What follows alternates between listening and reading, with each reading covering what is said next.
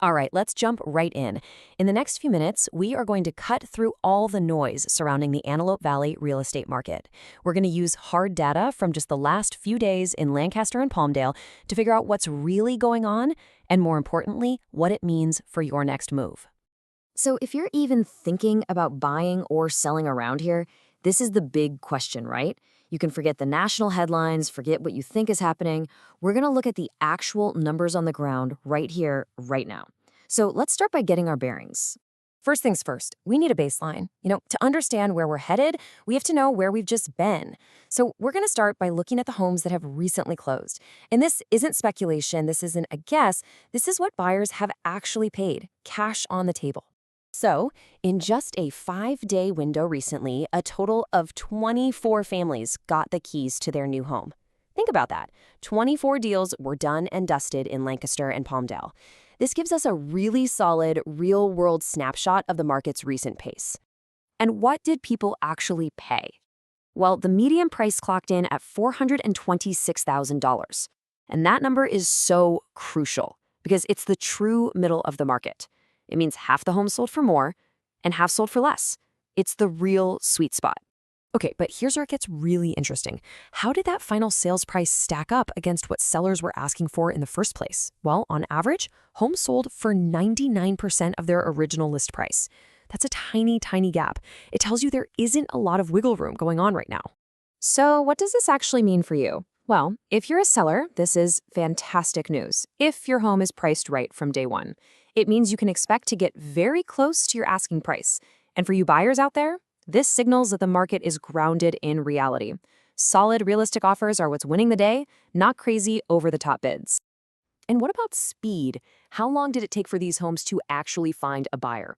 On average, it took 37 days for a home to go from for sale to under contract. So we're talking a little over a month.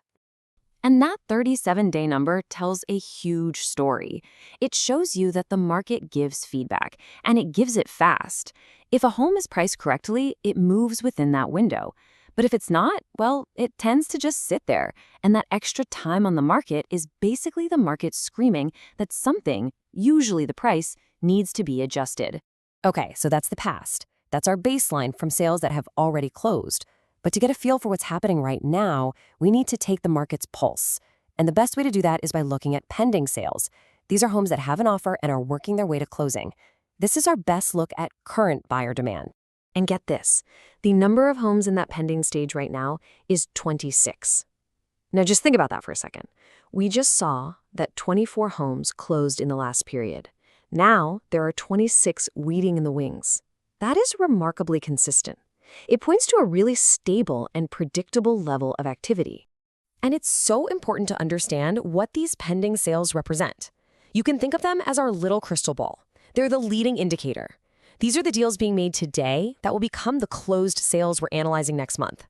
When you look at all this pending data, the big takeaway is this. Buyers are absolutely out there making moves, but they're not rushing into things. They're being selective, they're taking their time, and they're making considered decisions. It's not a frenzy. It feels more like a balanced, thoughtful market. So we've looked at the past with closed sales. We've checked the pulse with pending sales. Now let's try to peek into the future. And we'll do that by looking at the inventory, the active listings that are for sale right now. This tells us a ton about seller expectations and what choices buyers have coming up. So what do we find? There are 26 active listings on the market at this moment. And again, look at how stable that is. We had 24 closed, 26 pending, and now 26 active.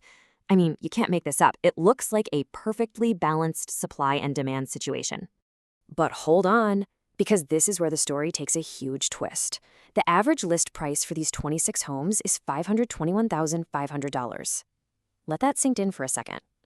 The median price of homes that actually sold was $426,000. That is a nearly $100,000 gap between what sellers are hoping to get and what buyers are actually paying. And this gap, this difference between seller expectations and market reality, is where all of the strategy happens. If you're a seller, this is a huge red flag. Pricing way above what the market has proven it will pay just creates resistance. But if you're a buyer, ding, ding, ding, this is where you find your opportunity. A home that's priced too high and sits on the market is where leverage starts to build in your favor. Okay, so let's put all of the pieces together.